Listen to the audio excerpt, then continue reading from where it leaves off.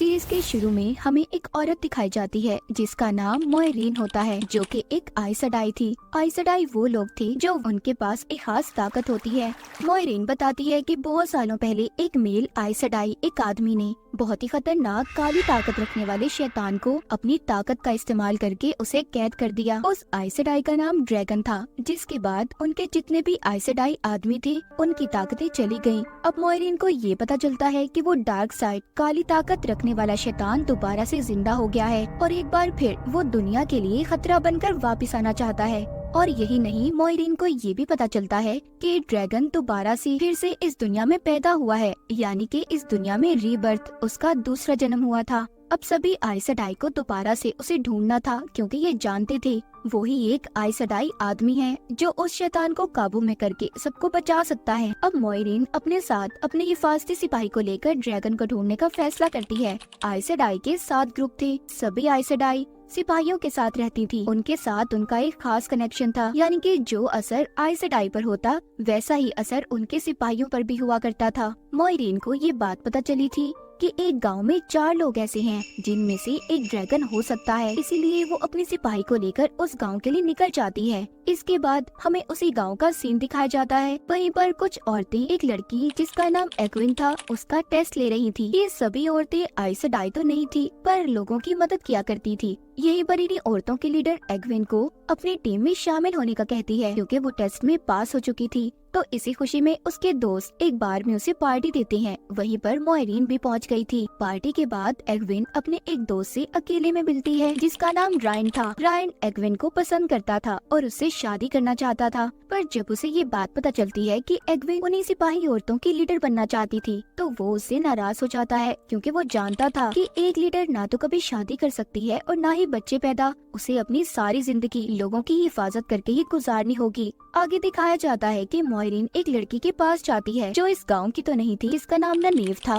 ननेव सभी आइसडाई से नफरत करती थी, इसीलिए वो मोइरीन के भी किसी सवाल का सही से जवाब नहीं देती। यहीं पर मोइरीन का सिपाही उसे बताता है उस शैतान की आर्मी इस गांव पर हमला करने आ सकती है, क्योंकि वो जान चुका है कि ड्रैगन दोबारा से एक नए रूप के साथ पैदा हुआ है। इसीलिए हमें जल्दी कुछ न कुछ करना होगा। इससे पहले ये कुछ कर पाते, गांव में रात को शैतानी आर्मी हमला कर देती है। उसकी आर्मी दिखने में आधी इंसान और आधी जानवर थे। इस हमले में सभी उनका मुकाबला करते हैं। रायन का दोस्त तो इतना पागल हो जाता है कि वो अपनी ही बीवी को गलती से मार देता है। यहीं पर अब मोइरीन अपने सभी ताकतों का इस्तेमाल करती है। उसने सभी शैतानी आर्मी को जख्मी कर दिया था। शैतान की आर्मी ननेव को उठाकर अपने साथ ले गई थी। उनके जाने के बाद मोइरीन, रायन और एक्विन उनके दोस्तों को ये बताती है कि तुम चारों में से ही कोई मेल ड्रैगन आइसडाई है जिसने पहले शैतान को कैद किया था, पर अब उस शैतान को वापस से ड्रैगन की दुनिया में आने का पता चल गया है, इसीलिए उसने अपनी आर्मी से यहाँ पर हमला करवाया।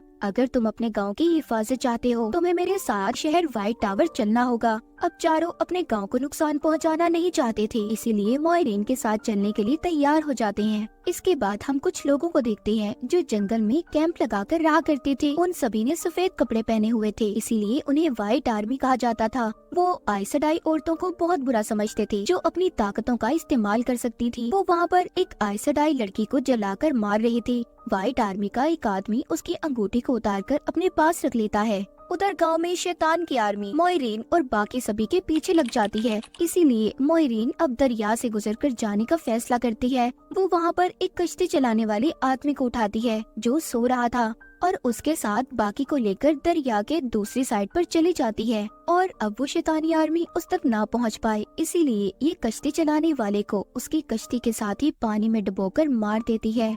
अब सभी के सो जाने के बाद मोइरीन एक्विन को अलग ले जाकर बताती है कि अगर वो हवा की आवाज को सुन सकती है तो वो भी एक आइसडाई बन सकती है। और तभी एक्विन अपने अंदर उन्हीं ताकतों को महसूस कर पा रही थी। दूसरी तरफ हम देखते हैं रायन जब सो रहा था तो उसे अपने मुंह में अजीब सा कुछ महसूस होता है। वो जागकर जब अपने मुंह में हाथ डालता है तो उसे मरी हुई चमगादड़ मिलती है, जिसके बाद उसे अपने सामने एक लाल आंखों वाला इंसान खड़ा नजर आता है। पर थोड़ी देर बाद उसे ये पता चला था कि ये सिर्फ उसका एक डरावना सपना था। जब ये जाकर इस सपने के बारे में अपने दोस्तों को बताता है तो वो हैरान हो जाते हैं। हैरानी इस बात की थी उन सबको भी यही सपना आया था और उनके सामने मरी हुई चमगादड़ें पड़ी थी। रायन को ऐसा लगने लगा था कि मॉयरीन ही उनके साथ ये सब कर रही है, पर उसके दोस्त उसे मना करते हैं और रोक लेते हैं क्योंकि वो जानते थे इस वक्त वही है जो उन चारों को बचा सकती है। इसके बाद जब ये अपने सफर में आगे बढ़ती है तो मॉयरीन का सिपाही बताता है कि आगे जाकर इनका सामना एक व्हाइट आर्मी से होगा जो आइस सेडाई औरतों की दुश्मन थी और उन्हें जलाकर मार दिया करते थे। इसीलिए वहाँ तक पहुँचने से पहले मॉयरीन अपनी आइस सेडाई वाली अंगूठी उतारकर अपने सिपाही को छुपाने के लिए दे देती है। जब ये थोड़ा सा आगे जाते हैं तो व्हाइट आर्मी ने इन्हें रोक लिया था, पर मॉयरीन इन्हें बताती है कि मैं तो बस अपनी बहनों से मिलने के लिए जा रही हूँ। कुछ हद तक उसने इनके शक को दूर कर दिया था और अपना जख्म दिखाकर जो उसे शैतान की आर्मी ने दिया था, इस वजह से वो व्हाइट आर्मी इन्हें जाने देते हैं। थोड़ा सा आगे जाने पर मॉयरीन की हालत उस जख्म की वजह से खराब हो रही थी, मगर वो अपना इलाज खुद से नहीं कर सकती थी। उसे किसी दूसरी आइस सेडाई की जरूरत थी। आगे जाने पर रात को ये लोग एक जगह पर रुककर सो जाते हैं। तभी एक विंड देखती है कि शैतानी आर्मी इनका पीछा करती यहाँ तक भी आ गई थी। इसीलिए अब मॉयरीन का सिपाही मॉयरीन के लाख मना करने के बावजूद उन्हें एक ऐसे शहर में ले जाता है जहाँ पर एक हादसे की वजह से वहाँ के सभी लोग मर गए थे, जिसके बाद वो शहर सुनसान और वीरान रहने लगा था और वहाँ पर कुछ अजीब ताकतों ने अपना कब्जा कर लिया। यहाँ तक कि शैतानी आर्मी भी इस शहर के अंदर नहीं आना चाहती थी। ये इतना खतरनाक था। यहाँ पर मॉयरीन का सिपाही सभी को उनकी जान बचाने की खातिर ले तो आया था, इसीलिए वो सबको मना करता है कि कोई भी यहाँ पर किसी भी चीज को हाथ नहीं लगाएगा। पर रायन का दोस्त वहाँ पर एक चाकू को उठा लेता है। तभी कोई काला साया वहाँ पर आ गया था। ये अब उस काले साये से बचने में कामयाब तो हो गई थी, पर ये सब अब अलग अलग हो जाते हैं, जिनमें एक ग्रुप में मॉयरीन और उसके साथ उसका सिपाही था, तो एग्विन अपने एक दोस्त के साथ, जबकि रायन अपने दूसरे दोस्त के साथ था। जब जंगल में मॉयरीन का सिपाही उसका इलाज कर रहा था तो उसकी गर्दन पर पीछे से कोई तलवार रख देता है, जो कोई और नहीं बल्कि ननीव थी, जो उस शैतानी आर्मी से बचकर यहाँ पर अपने दोस्तों को ढूंढने आई थी। उसके दोस्त रायन और एग्विन थे। यहाँ पर मॉयरीन का सिपाही उससे कहता है कि अगर तुमने अपने दोस्तों को ढूंढना है तो तुम्हें मॉयरीन की जान को बचाना होगा, क्योंकि मैं जानता हूँ तुम्हारे पास भी आइस सेडाई की ताकत है। पर ननीव उसकी मदद करने से मना कर देती है। इस बात पर मॉयरीन का सिपाही उसे पकड़कर उसके सर पर कोई चीज मारकर उसे बेहोश कर देता है। जब ननीव को होश आता है तो वो अब मॉयरीन के सिपाही से ये वादा लेती है कि अगर वो मॉयरीन की जान बचाए तो इसके बदले में उसे इसके सारे सवालों का जवाब देना होगा। इस बात पर उसका सिपाही मान जाता है। अगले सीन में हम एग्विन और उसके साथ उसके दोस्त को देखते हैं। एग्विन के दोस्त को सपना आता है जिसने गलती से अपनी बीवी को मार दिया था। वो देखता है कि एक भेड़िया उसकी बीवी की लाश को खा रहा है, पर जब इसे होश आता है तो सच में इनके पीछे भेड़िए लग गए थे। पर एक जगह आने पर उनके पीछे कोई भी नहीं था। ऐसा लग रहा था कि जैसे वो भेड़िए इनको कोई रास्ता दिखाना चाहते थे। उधर दूसरी तरफ रायन अपने दोस्त को लेकर एक शहर में पहुंचता है जहां पर एक आदमी की लाश को मारकर लटकाया गया था। पहले तो ये दोनों बहुत ज्यादा डर जाते हैं। जब ये आगे एक बार में जाती है तो वहाँ पर रायन के दोस्त की जेब से एक आदमी पैसे चुरा लेता है। अब क्योंकि इनके पास पैसे भी नहीं थे तो ये बार में काम करके यहीं पर रहने का फैसला करते हैं।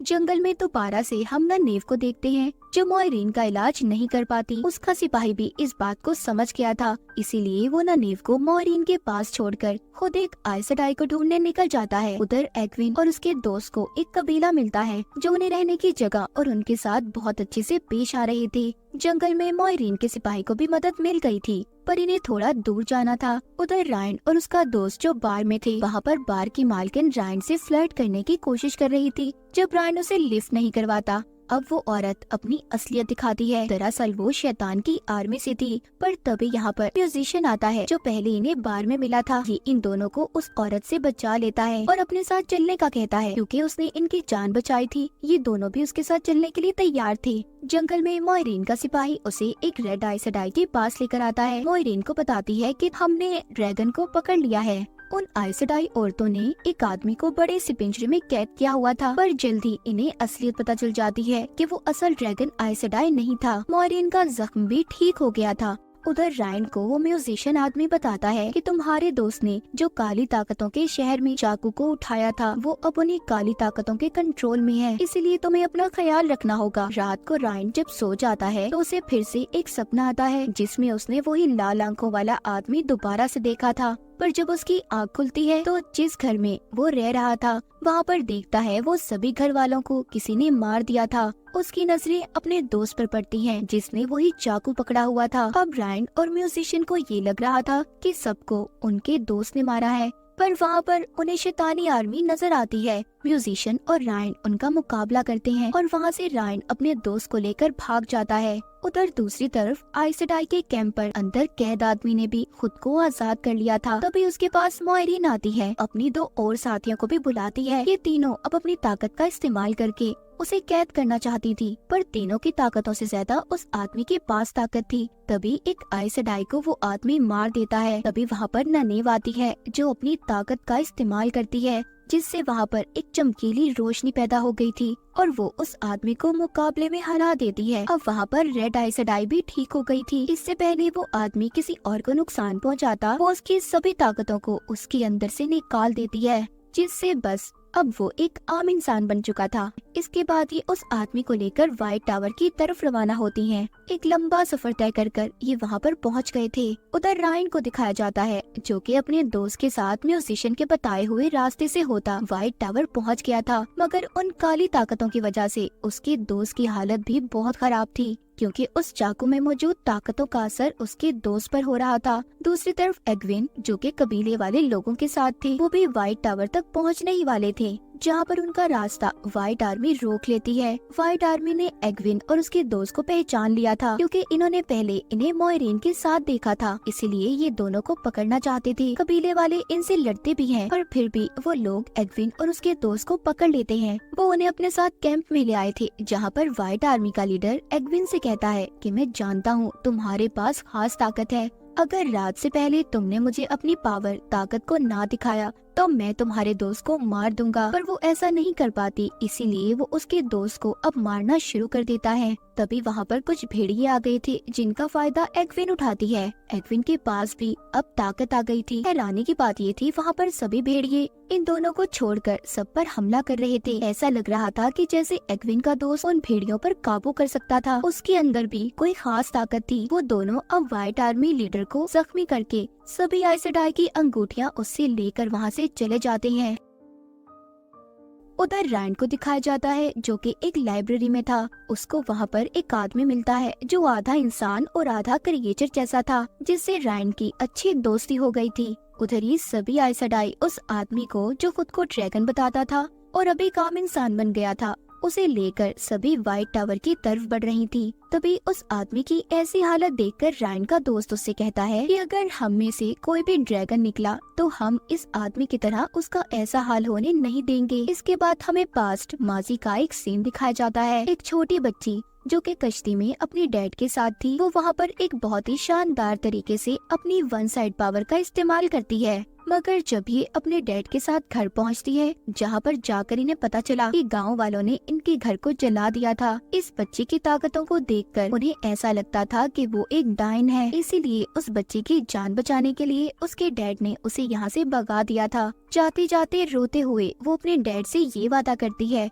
कि वो अपना नाम इस दुनिया में एक दिन जरूर मनवा कर रहेगी। सीन दोबारा से प्रेजेंट में आता है। हम देखते हैं वो बच्ची कोई और नहीं बल्कि आइसडाई की लीडर थी। वो अब सबसे ज्यादा ताकतवर थी, यानी कि उसने खुद को मनवा लिया था। उसके सामने अब उसी आदमी को पेश किया जाता है, जिसको आइसडाई कैद कर यहाँ पर लाई थी, जो खुद को ड्रैगन बताता था। पर यहाँ पर लीडर सभी आइसडाई से कहती है कि मैंने तुम्हें कहा था इस आदमी को मेरे पास तुम इसकी ताकतों के साथ लेकर आओगी, पर तुमने ऐसा नहीं किया, जिसकी सजा तुम्हें भी मिलेगी। और मोइरीन से कहती है कि तुम्हें जल्दी असल ड्रैगन को ढूंढना होगा, वरना तुम्हें व्हाइट टावर से निकाल दिया जाएगा। अब मोइरीन भी जानती थी कि उसके पास वक्त बहुत कम है, इसलिए जल्दी उसके सिपाही ने रायन का पता कर लिया था। वहाँ पर पहुंचकर मोइरीन सबसे पहले रायन के दोस्त को ठीक करती है। वो सभी काली ताकतों को उसमें से निकालकर उसी चाकू में कैद कर देती है। फिर वो एग्विन और उसके दोस्त के पास जाती है, जहाँ पर वो उसे अपने साथ होने वाले हादसे के बारे में बताते हैं और उसे सभी आइसडाई की अंगूठियों को भी लौटा देती है, जो कि उसने व्हाइट आर्मी के पास से चुराई थी। मोइरीन को अब चारों दोस्त मिल गए थे,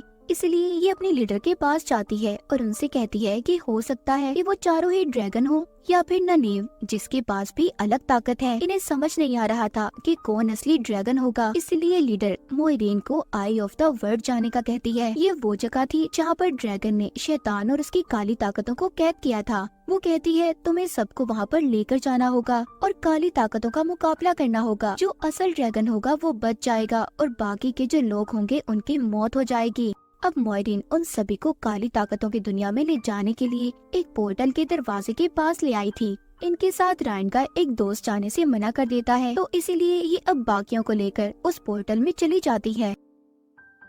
यहीं से हमें पास्ट का सीन दिखाया जाता है, जहाँ पर एक औरत जो माँ बनने वाली थी वो बहुत ही बहादुरी से अपने सभी दुश्मनों को मार रही थी। वहीं पर वो बच्चे को भी पैदा करने वाली थी। तभी एक दुश्मन उस पर तलवार को तान देता है। कहानी दोबारा से प्रेजेंट में आती है, जहाँ पर मोइरीन आई ऑफ द वर्ल्ड की तरफ बढ़ रही थी, तो एक काली ताकत इन पर हमला कर देती है। यहाँ पर एग्विन अपनी ताकत का इस्तेमाल करती है, मगर वो जो आधा इंसान और आधा क्रिएचर था उसने इन्हें ऐसा करने से मना किया था। वो जानता था कि अगर कोई भी आइस सेडाई यहाँ पर अपनी ताकत को इस्तेमाल करेगा तो उनके लिए बहुत बड़ी मुसीबत आ सकती है। इसलिए इन पर अब यहाँ पर बहुत सी काली ताकतें हमला करने लगती हैं। पर ननेव इन्हें अपनी ताकतों का इस्तेमाल करके बचा लेती है और मोइरीन जल्दी से इन्हें दूसरे दरवाजे से बाहर ले आई थी। अब ये इन्हें एक लड़की ऑरिगल के पास लेकर जाती है, जो आने वाले वक्त और इंसान को देखकर ये बता सकती थी कि वो कौन है। पर वहाँ पर जाकर इन्हें पता चलता है कि वो भी इस बात के बारे में नहीं जानती थी। रात को सोते हुए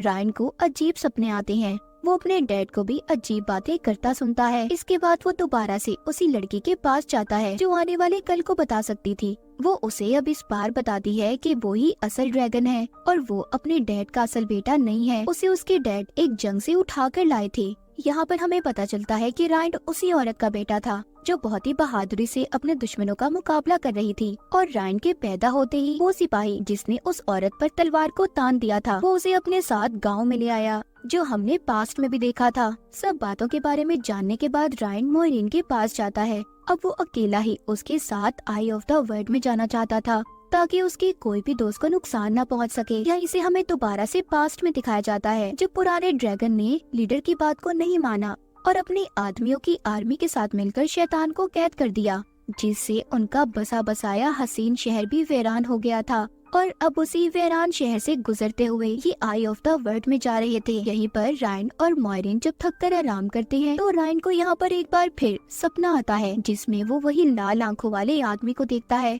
और यहाँ पर हमें पता चलता है कि वो ही शैतान था। और क्योंकि रायन ही असल ड्रैगन है जो दोबारा से पैदा हुआ है, इसीलिए वो इसे बार बार नजर आ रहा था। रायन अपने सपने में मोइरीन को मरते हुए देखता है और वहाँ पर काली ताकतें रायन को अपनी बातों में ला रही थी। इससे पहले रायन उनकी बातों में आता, वो खुद को जख्मी करता सपने से बाहर ले आता है। यहाँ पर बार बार शैतान उसे गुमराह करने की कोशिश कर रहा था। वो यहीं पर अपने आने वाले कल को भी देखता है, जहाँ पर वो एग्विन के साथ था और उसने अपने फ्यूचर में एग्विन से शादी कर ली है। पर उसे यहाँ पर ये समझ नहीं आ रही थी कि ड्रैगन ने पहले शैतान काली ताकत को कैसे कैद किया था। तभी उसे वहाँ पर एक बहुत बड़ा दायरा नजर आता है। वो उस दायरे पर बैठकर अपनी ताकतों का इस्तेमाल करके दोबारा से उसने शैतान को कैद कर दिया था। उधर शैतानी आर्मी ने भी सभी आइस सेडाई पर हमला कर दिया। वहाँ पर सब आइस सेडाई मिलकर उनका मुकाबला करती है, जिसमें ननेव और एग्विन भी शामिल थी। ज्यादा ताकत के इस्तेमाल से अब इनका जिस्म अंदर से जलने लगा था। ये देखकर